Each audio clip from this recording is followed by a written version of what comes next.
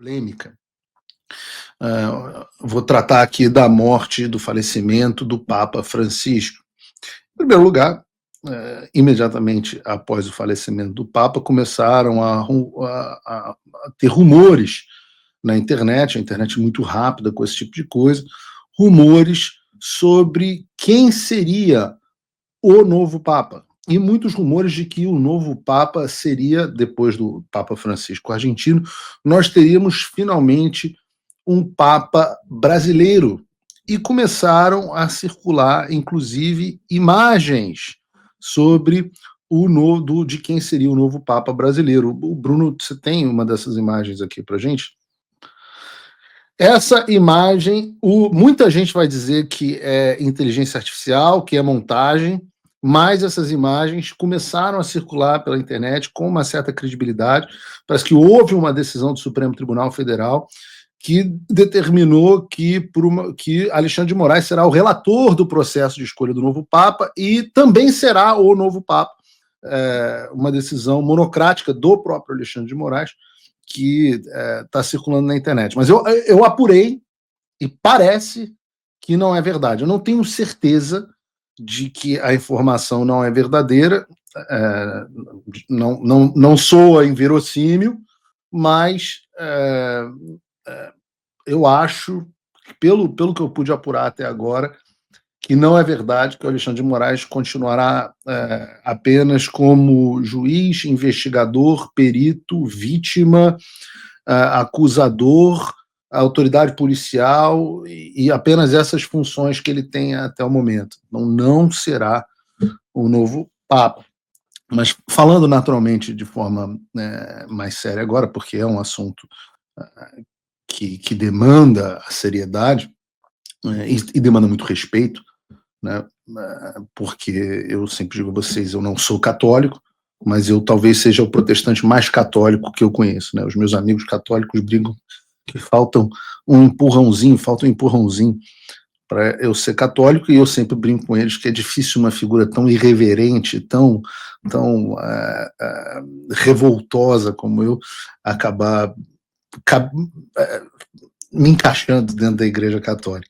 Mas eu tenho um enorme respeito pela Igreja Católica, pelos meus irmãos católicos. A maioria dos conservadores no Brasil são católicos. Aqui nos Estados Unidos, vários deles são também, embora aqui a maioria seja protestante.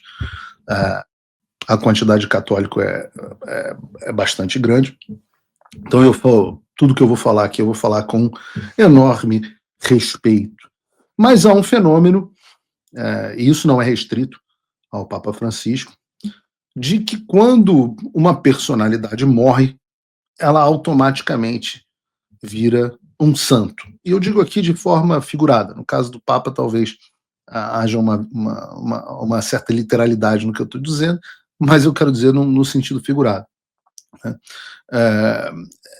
Agora, quando a gente está tratando do Papa, a gente tem que analisar o legado que ele deixa para trás, mesmo sem ser católico. O legado para você como católico é diferente do legado para as pessoas comuns. É inegável a influência que o Papa tem, positiva ou negativa, que ele pode ter no mundo. Vocês podem ver, por exemplo, a influência que o Papa João Paulo II teve no mundo, né? O Papa que foi um dos responsáveis pela derrota do regime soviético, pela derrota, talvez o grande responsável pela derrota moral do regime soviético, ou mesmo o Papa Bento XVI, né, com toda a ortodoxia e a genialidade como teólogo do Papa Bento XVI, que deixou de ser Papa em condições que para mim até hoje não são muito claras, né? Ficou como Papa emérito para a entrada do Papa Francisco. Assim, eu não sou adepto de todas as teorias da conspiração, mas essa, sem dúvida, é, no mínimo, interessante. Então surge esse Papa Francisco, e eu não posso dizer que, da mesma forma que Papa João Paulo II deixou muita saudade, que Papa Bento XVI deixou alguma saudade, não dá para dizer que o Papa Francisco vá, de fato, deixar saudade. E eu acho que é justo que nós façamos um pequeno recap, né, uma pequena recapitulação sobre o que deixou este Papa Francisco para o mundo. E vejam, não é o primeiro Papa ruim, né, é muito longe disso. E eu acho que muitos católicos mais sóbrios, eu acho que quase todos os católicos mesmo reconhecem que o Papa Francisco seguiu em uma onda, fez parte de uma onda que ajudou a emperrar o mundo em uma direção negativa, né? É, alguns posicionamentos desse Papa, por exemplo, vejam, apenas para nós relembrarmos, em 2015, o Papa Francisco publicou uma encíclica, o Laudato Si, em que ele afirmou que o aquecimento global era um fenômeno real, na época ainda era aquecimento global, causado em grande parte pela ação humana, e que a crise ecológica era um dos principais desafios da humanidade. O que disse o Papa nesta encíclica Laudato Si de 2015? Papa Francisco declarou que havia uma obrigação moral de buscar acordos globais para reduzir as emissões de CO2, de dióxido de carbono. E que é importante um aviso para as pessoas que estão em casa, que muitas vezes não sabem disso, porque é absolutamente fabricada a ideia de que haja de fato um consenso científico a respeito do que se chamava de aquecimento global e passou a se chamar de mudança climática. Tá? Grande parte dos cientistas mais renomados defendem que esse é um processo natural, que já ocorreu diversas vezes ao longo da existência do nosso planeta, e que a participação do homem neste processo ela é pequena ou inexistente. No entanto, esta pauta ambiental foi uma das pautas centrais da esquerda mundial. Eu já falei aqui para vocês sobre como esta ideia de aquecimento global foi uma ideia infiltrada, e num certo sentido, vejam que curioso, né? Ela foi uma ideia infiltrada, por exemplo, no Reino Unido, não pela esquerda, mas reaproveitada pela Margaret Thatcher, quando ela estava em crise com os sindicatos dos produtores de carvão no Reino Unido, que ela teve um problema muito grande com eles, e ela foi uma das disseminadoras dessa ideia, mas as ideias originais foram implementadas e promovidas no Ocidente pelos adversários dos Estados Unidos, originalmente primeiro pela União Soviética, depois pela Rússia e pela China. Por que, Paulo Figueiredo, eles implementariam essas ideias no Ocidente?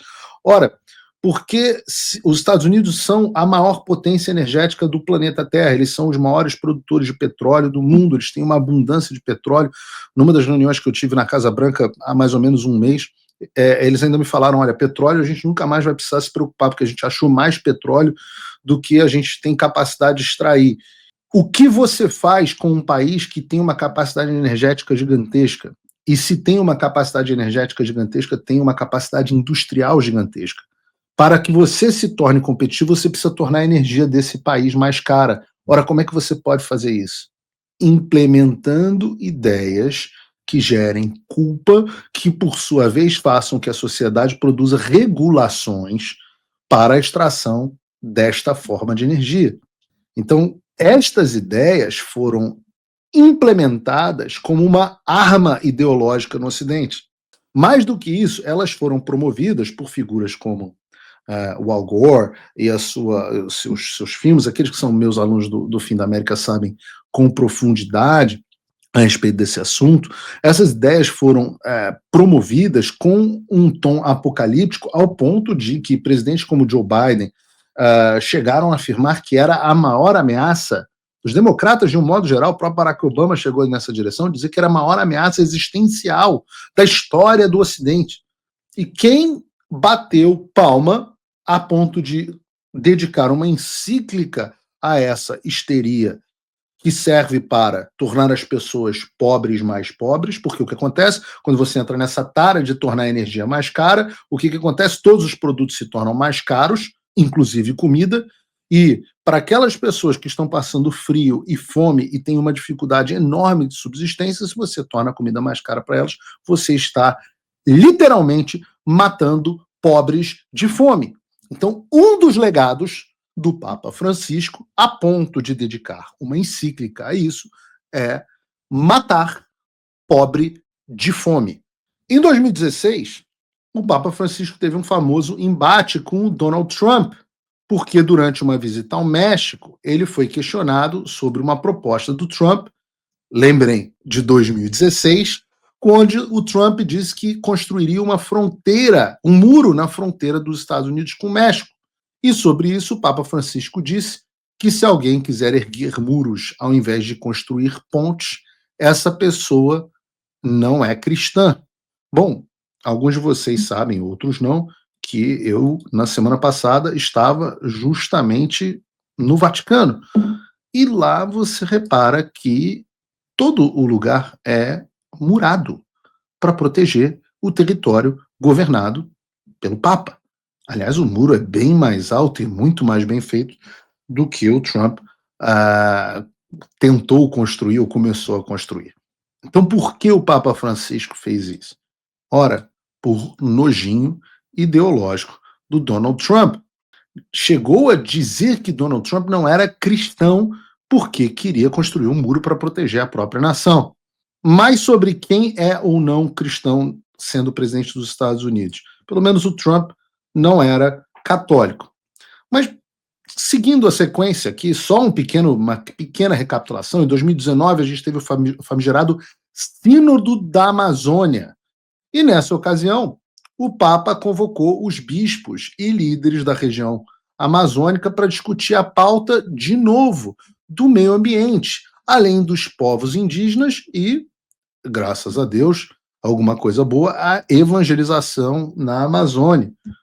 Nessa ocasião, não somente, mais uma vez, ele empurrou essas questões mentirosas a respeito da pauta ambiental, mas também se exibiu uma estátua indígena de Pachanama, a deusa andina da terra, ocasião na qual ele foi, na época, duramente criticado por permitir ídolo pagão dentro de evento do Vaticano. Mas era bacana, era politicamente correto, era ecumênico. Nesse contexto, tem um ritual indígena completamente documentado, chamado Capacocha, que é uma prática religiosa inca, onde crianças eram sacrificadas nas montanhas para apaziguar os deuses ou agradecer por vitórias ou colheitas. Inclusive essa Pachanama, que é a deidade cuja estátua o Papa Francisco permitiu que fosse exibida em um evento religioso cristão. Por mero, digamos assim, vontade de agradar o beautiful people. Mas em 2019 também ainda, durante uma visita no Emirados Árabes Unidos, o Francisco se reuniu com o grande imã de Al-Azhar, Ahmed Al-Tayeb, e juntos eles assinaram o chamado Documento sobre a Fraternidade Humana pela Paz Mundial e a Convivência Comum. E o texto do documento afirmava que, abre aspas, o pluralismo e a diversidade de religião, com sexo, raça e língua, são queridos por Deus em sua sabedoria. Então, o islamismo é bom, o budismo é bom, o espiritismo é bom, né? Quanto mais diversidade, melhor. É isso que a Igreja Católica prega, né? Não. Diversidade como o fim último do homem não é o que a Igreja Católica prega, é o que uma outra ideologia prega. O que a Igreja Católica prega, eu não sei, posso estar desatualizado, não tenho visto todos os últimos dogmas, mas a última vez que eu vi é que o caminho, a verdade e a vida é Jesus. Mas eu acho que quando você está lá passeando nos Emirados Árabes Unidos, um país onde cristãos são ativamente perseguidos, que é ilegal, onde um muçulmano se converta ao cristianismo, talvez valha a pena você dizer que diversidade é uma coisa boa.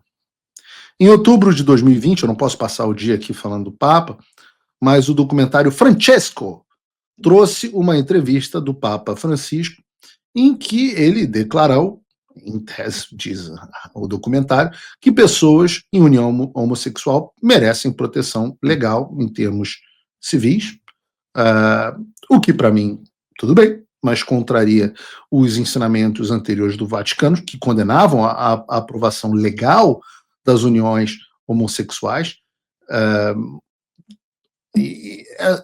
Na verdade, a gente poderia passar o dia aqui falando sobre os sinais trocados que o Papa deu a respeito dessa questão da homossexualidade, né? Então é permitido abençoar casais homossexuais. A gente trouxe aqui, inclusive, católicos no programa para tratar esse assunto com mais profundidade, e, como sempre, as ideias eram que o Papa era mal interpretado. Sempre o Papa era mal interpretado, eram sempre sinais de que o Papa era mal interpretado. Acho que nunca houve um Papa tão mal interpretado que fazia questões de dar sinais que eram de mal interpretados. E essas são apenas algumas questões, né? Eu acho que é difícil a gente esconder a ideologia desse Papa e a posição dele até política em relação ao Brasil e à América do Sul, né? O Francisco foi, por exemplo, o homem que disse que o Lula havia sido condenado sem provas e que Dilma Rousseff tinha as mãos limpas. Aliás, eu vou citar as frases para que ele não seja mal interpretado. Diz o falecido Papa: o caminho é aberto com os meios de comunicação. Deve-se impedir que este chegue a tal posto. Então o desqualificam e mentem sobre ele a respeito de um delito. E fazem uma denúncia criminal, uma denúncia enorme, onde não se encontram provas. Mas para condená-los, basta mostrar o tamanho da denúncia. Onde está o delito? Aqui, sim, parece que sim. Assim foi condenado Lula. Não chegou ao Papa o memorando, né, os milhões e bilhões que foram devolvidos, todas as confirmações de pessoas que participaram dos processos, as confissões e etc, etc. Nada disso vale de nada. E o que aconteceu com Dilma? Uma mulher de mãos limpas, uma mulher excelente. Eu não preciso nem falar da icônica foto dele, por exemplo, não é só Lula e Dilma, mas com Evo Morales, da Bolívia, que não é uma foto comum, mas é simplesmente ele segurando uma foice e um martelo, os dois símbolos do comunismo. Então, meu ponto nessa história é: só porque ele era papa, para os católicos, o vigário de Cristo, a gente tem que fechar os olhos e não reconhecer o legado horrível que Papa Francisco teve à frente da Igreja Católica Romana? Vocês me desculpem, eu rogo a Deus que Papa Francisco esteja lá com ele, que tenha encontrado o seu caminho, como todos os homens, mas eu não vou deixar, desculpem, não me deixa saudade nenhuma. Nenhuma saudade do Papa Francisco. O mesmo Papa Francisco que criticava dizer que Donald Trump não era cristão por causa do muro, onde estava quando o católico abortista Joe Biden movia mundos e fundos e usava meu dinheiro como pagador de imposto para financiar o assassinato de crianças através do aborto? Nós tínhamos duas figuras chaves na política americana, as duas abortistas e católicas. Nancy Pelosi, a presidente da Câmara dos Estados Unidos, e e Joe Biden.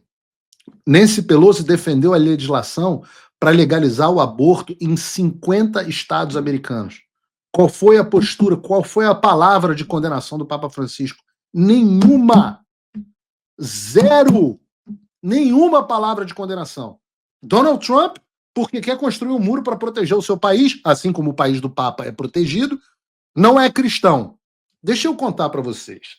Para entrar no Vaticano, onde irão Lula e os ministros do STF, onde o pessoal vai lá fazer uma excursão e conspirar contra o Brasil, deixa eu dizer para vocês, é impossível entrar no Vaticano sem você já está dentro da Itália e você quer entrar dentro do país do Papa. Sabe o que você tem que fazer? Abrir sua bolsa, passar pelo raio-x, um puta controle de fronteira. E Donald Trump não era cristão, porque queria construir um muro. Mas Joe Biden, Nancy Pelosi, esses dois católicos, portanto, debaixo, digamos, da jurisdição do Papa, foram excomungados, porque não é cristão, né, é uma espécie de excomunhão. Só não é porque ele não está comungando, mas ele não, se você não é cristão, é que você não faz parte do nosso grupo. Aí você pergunta, e os católicos? Não, eles estavam lá, tomando na missa, tomando Eucaristia, tudo bonitinho. Nada, comungando perfeitamente. Eu repito, é normal que quando as pessoas morrem, muitos percam, por algum fenômeno que eu não consigo compreender, a capacidade de fazer um balanço real sobre as pessoas. E eu entendo, falo aqui com todo respeito, entendo que Papa Francisco talvez tenha tido a trajetória dentro da vida cristã, ninguém chega a Papa do nada, né? Eu também entendo que as divergências que nós tenhamos nesse mundo cessam no reino dos céus, mas nós precisamos fazer um retrospecto honesto. Essa ideia de que não pode criticar porque era o Papa, porque era o Santo Padre, eu considero isso um raciocínio, talvez, eu vou chamar aqui de pouco sofisticado. Quer dizer, quando morreu o Papa Alexandre VI, o Papa Borgia, né? Aqui, para deixar claro, eu estou falando do Alexandre, o Papa que era da dinastia Borgia, e não o Alexandre Borges, o eunuco invertebrado. Não confundam. Mas o Alexandre, o Borgia, era notório pelos escândalos de corrupção, nepotismo, a vida promíscua, talvez incesto, vai saber. A gente não podia criticar também. A análise mais honesta que eu vi foi do Wall Street Journal, que é o maior jornal impresso dos Estados Unidos, fez um editorial, pelo menos muito bom, sobre o papado de Francisco. Ele falou o seguinte, o título do editorial é O Legado do Papa Francisco, de 1936 a 2025. Ele defendia os pobres enquanto favorecia as ideias que os mantêm pobres. Diz assim o editorial: quando Jorge Mário Bergoglio foi eleito do 166º Papa em 2013, isso marcou uma série de acompanhamentos inéditos.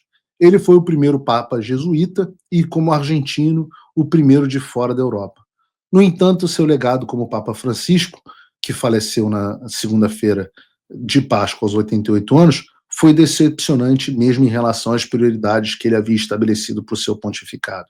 Infelizmente, o Papa Francisco acreditava em ideologias que mantêm os pobres na pobreza. Uma dessas doutrinas terrenas é o ambientalismo radical, que não se trata de manter a terra limpa para os seres humanos, mas de preservar a terra por si mesma e tratar o homem, comentário meu, o ápice da criação, como inimigo.